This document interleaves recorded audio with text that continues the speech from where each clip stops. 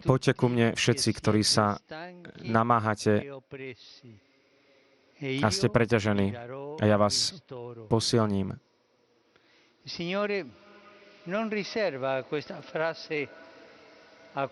Ježiš tieto slova nehovorí iba niekomu, iba svojim priateľom, ale obracia sa touto vetou na nás, teda na všetkých, ktorí sú naozaj unavení alebo preťažení životom, a kto by sa mohol cítiť mimo tohto pozvania.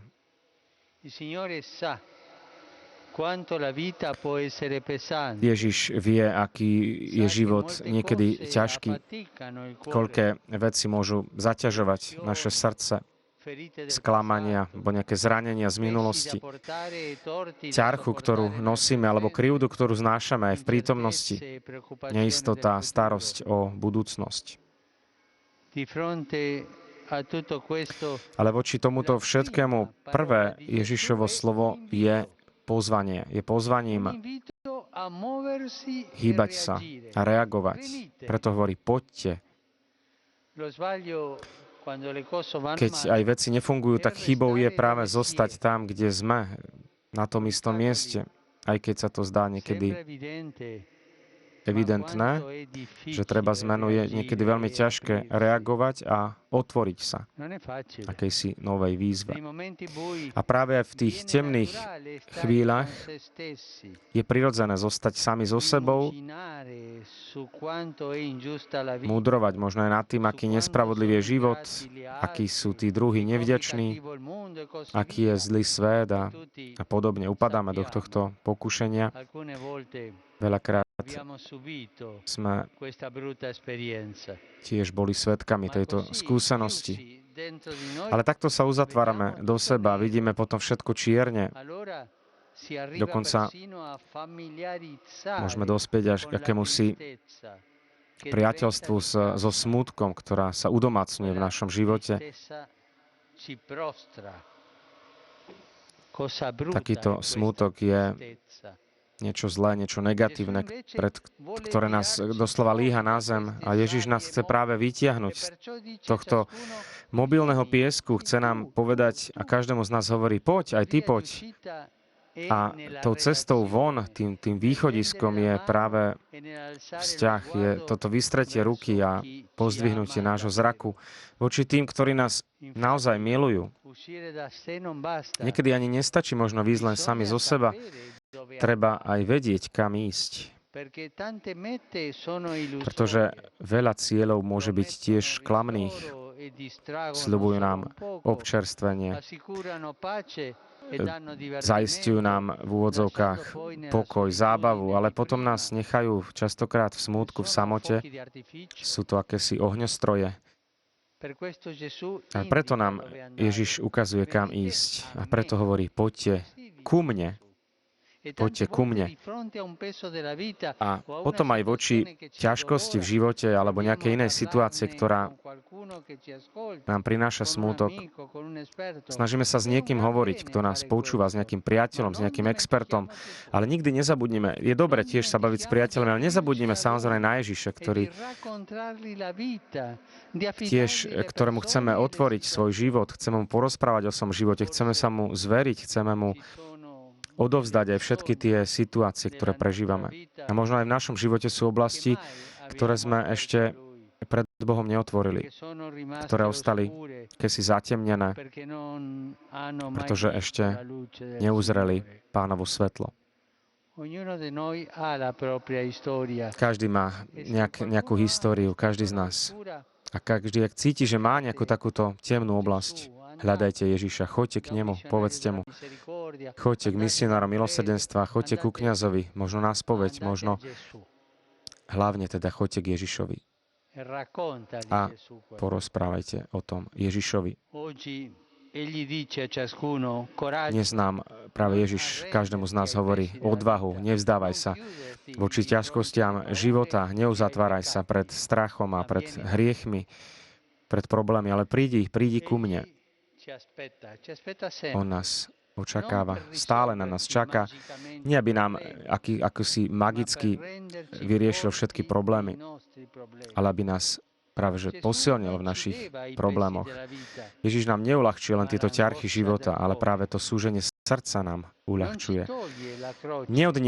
Neodníma nám kríž, ale nesie ho s nami.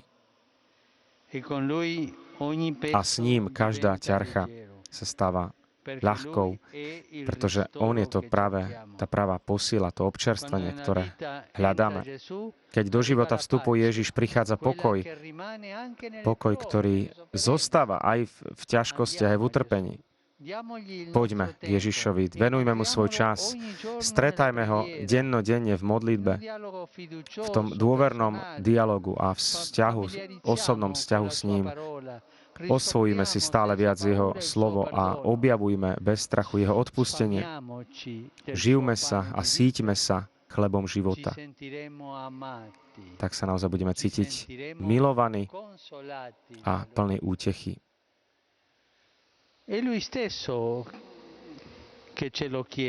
A sám Ježiš to od nás vyžaduje, dokonca akoby až naliehal.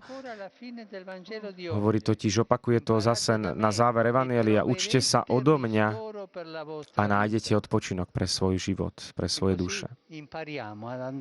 A takto sa naučme tiež ísť k Ježišovi, aj počas týchto letných mesiacov, keď hľadáme oddych od vecí, ktoré zaťažujú telo, nezabudneme ani na odpočinok pre svoju dušu, tento odpočinok, ktorý nachádzame v Pánovi. Nech nám k tomu pomáha aj naša nebeská Matka, Panna Mária, ktorá sa stále o nás stará, aj keď sme unavení, keď sme obťažení. A nech nás privedie k Ježišovi. Teraz už modlitba Aniel Pána s pápežom Františkom. Benedicta tui mulieribus, et benedictus fructus ventris tui, Iesus. Santa Maria, Mater Dei, ora pro nobis peccatoribus, nunc et in hora mortis nostre. Amen. Ecce ancilla Domini. Fiat mi secundum verbum tuum. Ave Maria, gratia plena, Dominus tecum, benedicta tui mulieribus, et benedictus fructus ventris tui, Iesus. Santa Maria, Mater Dei, ora pro nobis peccatoribus, nunc et in hora mortis nostre. Amen. Et verbum caro factum est. Ed habitavit in nobis. Ave Maria, gratia plena, Dominus tecum, benedicta tui mulieribus, et benedictus fructus ventris tui, Iesus. Santa Maria, Mater Dei, ora pro nobis peccatoribus, nunc et in hora mortis nostre. Amen. Ora pro nobis, Santa Dei Genitrix. Digne ficiamur promissionibus Christi. Gratiam Tuam quae sumus Domine, mentibus nostris infunde, ut che angelo nunziante Christi Filii Tui incarnationem coniovim, per passionem eius et crucem, a resurrectionis gloriam perducamur, per eundem Christum Dominum nostrum. Amen. Gloria Patri et Filio et Spiritui Sancto. Sicut erat in principio et nunc et semper et in saecula saeculorum. Amen. Gloria Patri et Filio et Spiritui Sancto. Sicut erat in principio et nunc et semper et in saecula saeculorum. Amen. Gloria Patri et Filio et Spiritui Sancto. Sicut erat in principio et nunc et semper et in saecula saeculorum. Amen. Pro fidelibus defuntis, requiem aeternam dona eis Domine. Et lux perpetua lucet eis. Requiescant in pace. Amen. Sit nomen Domini benedictum. Ex hoc nunc et usque in saeculum. Aiutorium nostrum in nomine Domini. Qui feci celum et terra. Benedicat vos omnipotens Deus, Pater, et Filius, et Spiritus Sanctus. Amen. Toto bola modlitba Aniel Pána s pápežom Františkom, po latinsky modlitba aj za duše zosnulých a požehnanie, ktoré nám Svätý Otec udelil. A ešte krátke oznámy pre pútnikov a pre nás, ktorí sledujeme. Drahí bratia a sestry, srdečne vás všetkých vítam, pútnikov z Talianska aj z iných krajín. Máte odvahu naozaj, že aj v tejto horúčave, ktorá tu je, že ste prišli na námestie. Ďakujem. In particolare saluto i fedeli polacchi. Špeciálny pozdrav pre poľských veriacich, ktorí prišli na bicykloch z Cheumu, to je z arcidiecezy z Lublinu, z Poľska. anche con un ricordo per il grande pellegrinaggio che oggi la famiglia polacca di Radio Maria Treba si pripomenúť aj tú veľkú púť, ktorú dnes aj celá poľská rodina, hlavne z Rádio Maria, Rádio Mária, ktorú dnes vykonávajú títo všetci v sanktuáriu v Šenstochovej. Modlitba za nich.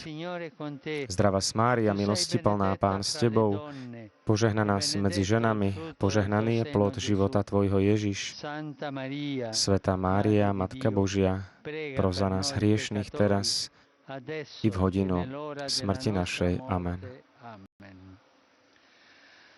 Accolgo con gioia le suore ancelle della Beata Vergine Immacolata. Srdečne a s radosťou vítam aj sestry, služobnice nepoškodenej Panny Márie a takisto žehnám ich práci, aj celej ich generálnej kapituly, ktorá dnes začína. Ďalší pozdrav pre kňazov z rozličných krajín, ktorí sa zúčastňujú formačného kurzu pod vedením Inštitútu Sacerdos, Kňazského inštitútu z Ríma. Ďalší pozdrav pre chlapcov a dievčatá zo zboru Puzangalan, čo znamená nádej. Oni sú z Tajvanu, títo pútnici. Vďaka za vaše spevy. Ďalší zbor Alpino z Palazzolo sul Olio, to je z Talianska, a potom veriaci z Conversana.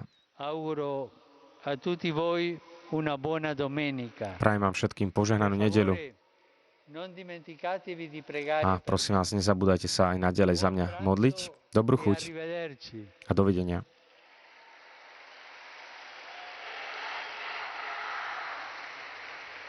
Tradične sa opäť Svätý Otec dnes lúči s veriacimi a pútnikmi na Svetopeterskom námestí, s nami, ktorí ho sledujeme prostredníctvom